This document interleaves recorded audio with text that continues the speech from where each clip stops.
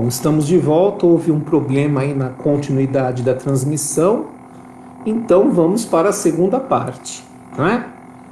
Ainda bem que isso aconteceu na primeira parte. Então, coincidentemente, estamos na parte 2 do vídeo.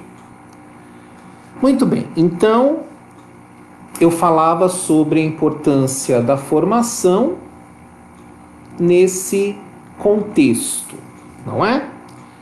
E agora então eu vou falar um pouquinho sobre o que é formação, para o que serve uma formação.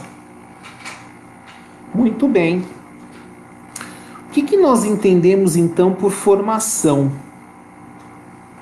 A formação é um processo contínuo, é um processo que não termina, porque a vida é uma continuidade, e a formação traz em si dois aspectos importantes, que são quais? Os conceitos que nós aprendemos e as práticas. Então a formação é um conjunto de conceitos e de práticas. Guardem isso na mente. A formação é um conjunto de conceitos e práticas. Quando eu tenho um conjunto de conceitos e práticas, eu consigo então provocar a ação. Então a formação traz para nós o diálogo entre conceitos e práticas para que possamos ter as nossas ações. Isso é formação. E o que eu estou dizendo também é um método que nós encontramos nos evangelhos, né? Quem é Jesus? Jesus é o Filho de Deus que nos forma o tempo todo. Jesus é um grande formador. Ele vai formando o seu grupo, os seus discípulos. Ele é um grande formador. Ele vai trazendo conceitos, ele faz uma leitura nova da lei, trazendo o amor, ele traz algumas práticas, e aí nós temos a junção do anúncio daqueles ensinamentos que Jesus traz e as práticas, e isso traz a ação.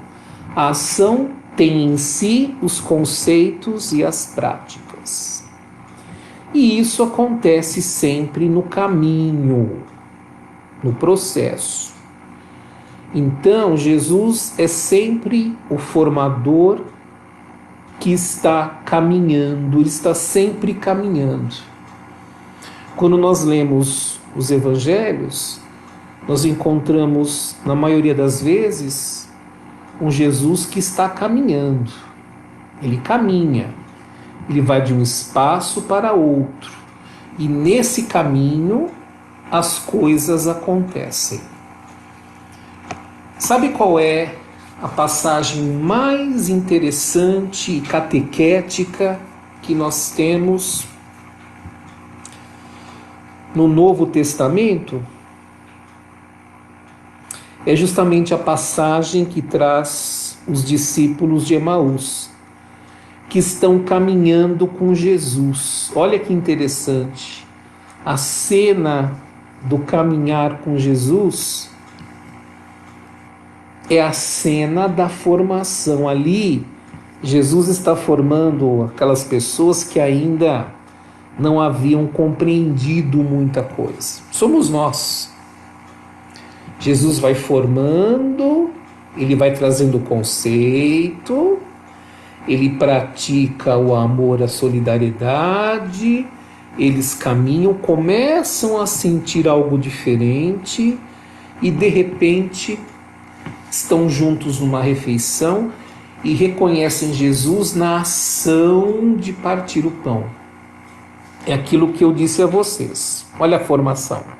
Os ensinamentos, Jesus no caminho ensinava o que os profetas haviam dito, ele relembra a história da salvação do próprio Cristo no caminho, relembra também as práticas do amor, e essa conversa, esse caminho culminam na ação de partir o pão.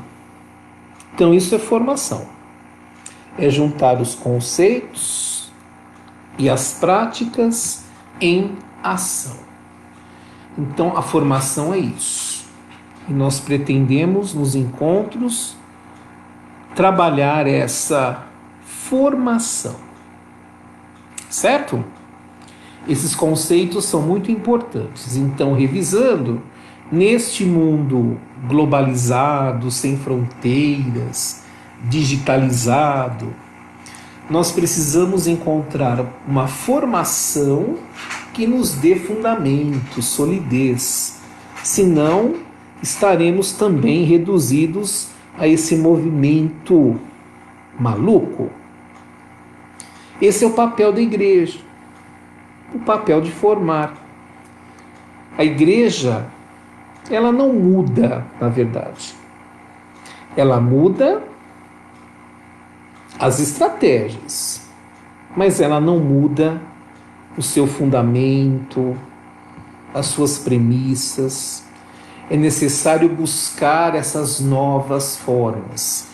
Isso tem início lá no Concílio Vaticano II, quando a Igreja percebe que era necessário mudar algumas práticas, algumas estratégias. Foi a grande inspiração que a Igreja teve ao convocar o Concílio Vaticano II.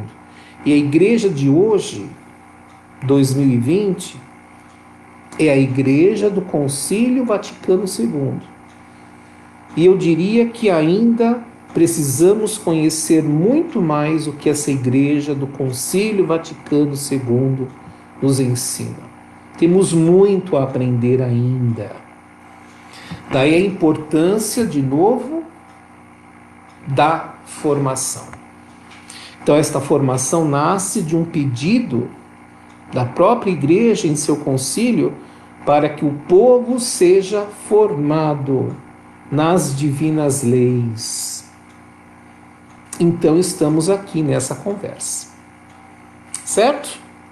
Então conversamos um pouco sobre o nosso cenário de hoje, a importância da formação, o que é formação, e agora eu gostaria de fazer apenas um breve panorama sobre o que virá, porque a nossa formação tem um título em 3 partes: Igreja, Teologia e Doutrina.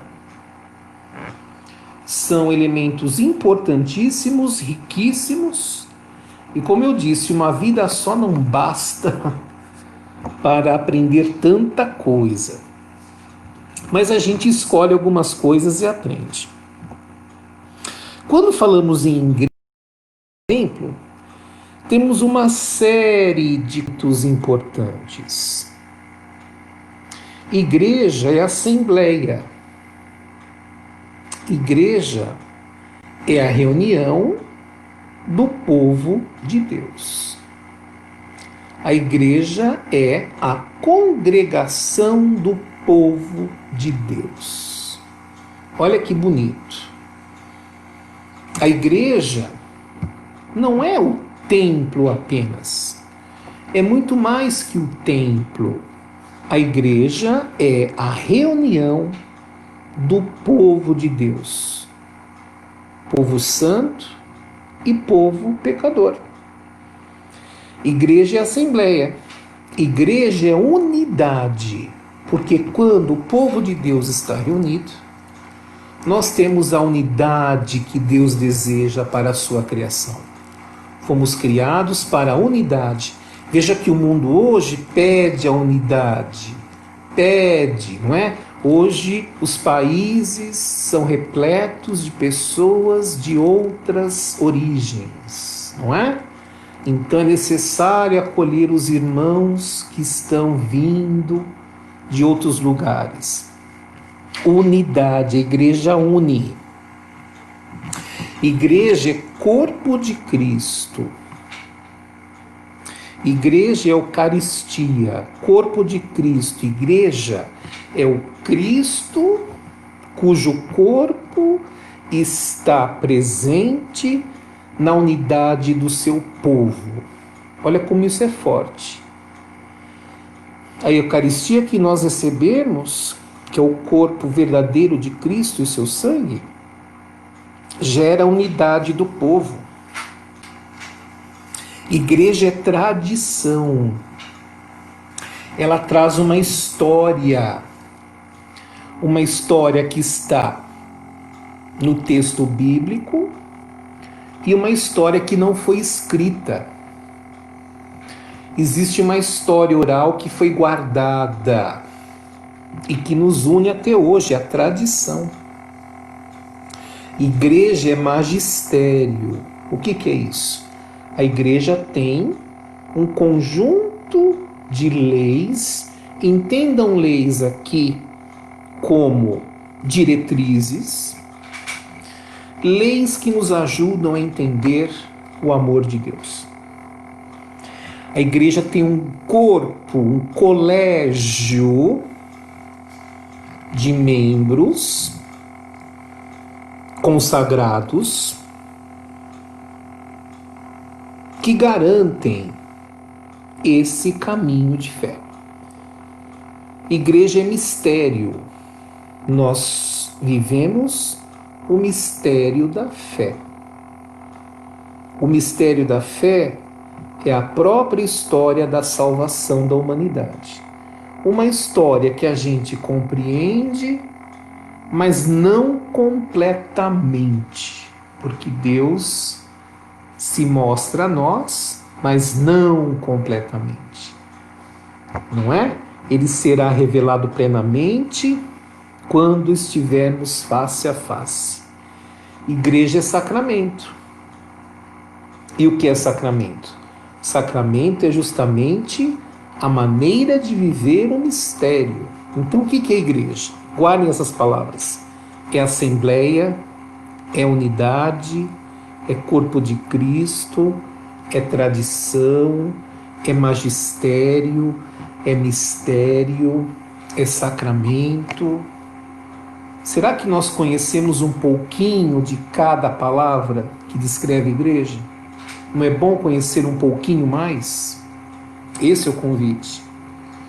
Quando falamos em teologia, existem também várias questões que são colocadas. A teologia tem a ver com o mistério, com a revelação. A teologia revela o projeto de Deus. A teologia tem a ver com a fé. Que fé é essa que nós temos? A teologia tem a ver com a compreensão que nós temos de Deus, da Trindade. Qual é a nossa compreensão sobre Deus? A teologia conversa também com a ciência, com a razão. A teologia conversa diretamente com a ciência. A teologia conversa com a história. Nós temos um Deus que entra na história. A Igreja Católica nos ensina, eu acho isso belíssimo, que o nosso Deus entra na história humana. Ele entra na nossa história. Ele entra na própria criação. Ele não fica assistindo a história. Ele se faz história conosco. É por isso que nós acreditamos na encarnação do Filho, que é a própria história humana. Olha que bonito. Então a teologia traz tudo isso. Não é bom conhecer um pouquinho sobre isso? A teologia que traz a revelação, a teologia que traz a fé, a teologia que traz a compreensão de Deus, a teologia que conversa com a ciência, a teologia que conversa com a história, a teologia da ecologia. Hoje nós temos uma teologia ecológica. Olha que interessante, uma teologia da sociedade, uma teologia da santidade. E temos a doutrina. A doutrina, um conjunto de ensinamentos. A doutrina que nos ensina a criação. A doutrina que nos ensina a graça. Há uma doutrina da Trindade, Pai, Filho e Espírito Santo. A Trindade que nós conhecemos e que vem de Agostinho, Santo Agostinho, padre da Igreja, o pai da Igreja. Temos os sacramentos. O que são os sacramentos? Os 7 sacramentos da Igreja que trazem a vivência do mistério. Sacramento, a palavra sacramento é a tradução do latim da palavra mistério. Então, quando nós vivemos os sacramentos, estamos mergulhados no mistério da fé. Isso muda a vida da gente. Se na catequese a gente ensinar que o sacramento é um mistério, então o sacramento da reconciliação é a maneira de viver o mistério da fé quando Deus nos resgata. O sacramento da cura é o sacramento, é o mistério que chega ao nosso corpo, à nossa alma. Existe uma doutrina social. A igreja conversa com a sociedade. A igreja conversa com a vida. Veja o esforço da igreja que defende a vida. A igreja em favor da vida. Olhe só, né? E a voz da igreja que muitas vezes incomoda. A doutrina e a dogmática. Olha que nome, não é? O que são os dogmas? Às vezes uma palavra que é mal entendida. O dogma é um conceito que traz uma verdade, mas o dogma entendido no seu tempo, ele não fica estagnado apenas no seu conceito. Por exemplo, nós temos alguns dogmas sobre Maria. O que nós sabemos sobre os dogmas marianos? O que significa para nós a bem-aventurada Virgem Maria, sempre virgem? É um dogma. Mas como é que isso entra na nossa vida? Isso é importante conhecer. É por isso que nós teremos uma formação. Isso é tão bonito, aí eu deixo esse gostinho. Por que que nós, católicos, temos a honra de atribuir a Maria a condição de sempre virgem? Olha que coisa bonita, né? Maria e o seu corpo virginal. Maria virgem. Por quê? Porque Maria concebe os filhos da igreja que são virgens a exemplo do filho. Olha que coisa mais linda, como se explica um dogma da virgindade de Maria. além do seu corpo, a virgindade da Mãe de Deus é a virgindade da concepção dos filhos. Maria estava no início da comunidade em Pentecostes, não estava lá? Em oração? Maria concebe os filhos da igreja porque ela é a primeira cristã, como vai dizer o documento Lumen Gentium do Concílio Vaticano II, Maria é o modelo da igreja. Por isso ela é toda santa.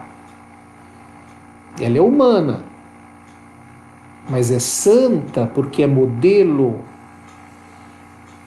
Olha isso. Isso é dogma. Então nós precisamos também aumentar o nosso amor à Virgem Maria, além da devoção, pela sua presença na história da salvação. Isso tudo tem a ver com a nossa formação. Então, essa é a proposta.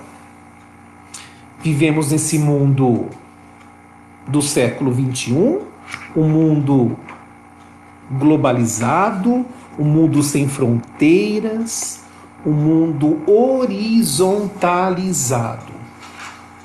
Os paradigmas mudam a cada minuto. Só que a igreja não.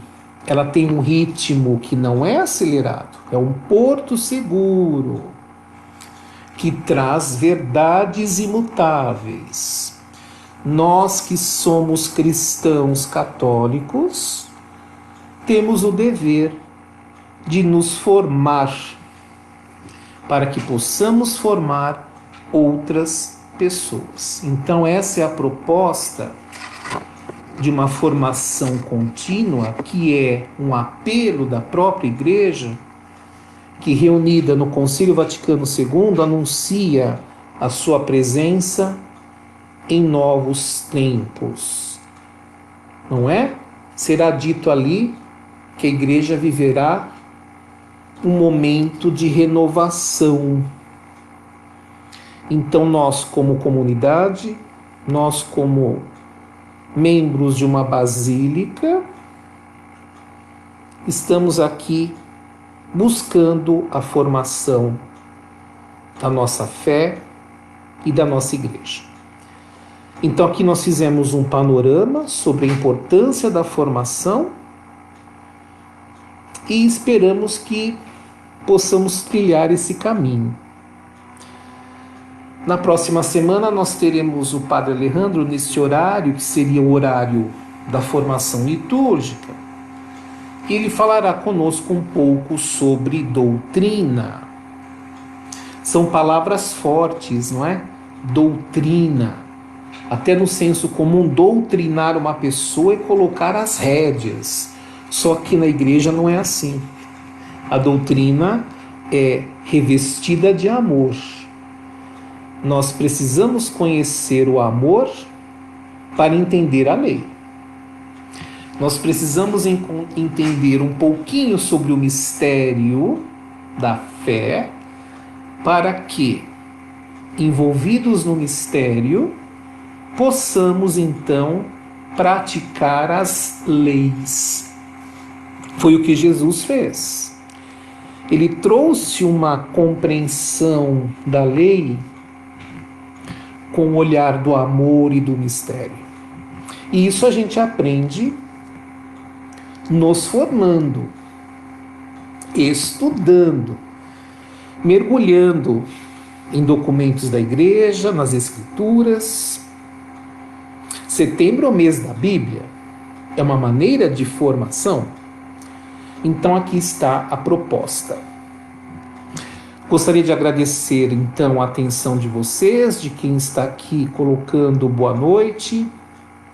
Sabemos que muitas pessoas também assistirão ao vídeo posteriormente e que possamos estar abertos nessa presença e que o Senhor nos inspire. Então, nós vamos terminar este momento de formação pedindo que o Senhor nos ilumine, que nos dê a força do seu Espírito para buscar, para querer a formação, e temos como modelo Nossa Senhora, que é a mulher forte, que é a mulher da fé, que é a mulher da comunidade cristã. Ela hoje é invocada por nós porque ela compreendeu o que é o mistério. Ela guardou no coração. Nós celebramos Nossa Senhora das Dores no dia 15. E o texto que aparece para a festa é a passagem de Maria e José no templo, oferecendo o filho. E a voz da profecia: o seu coração será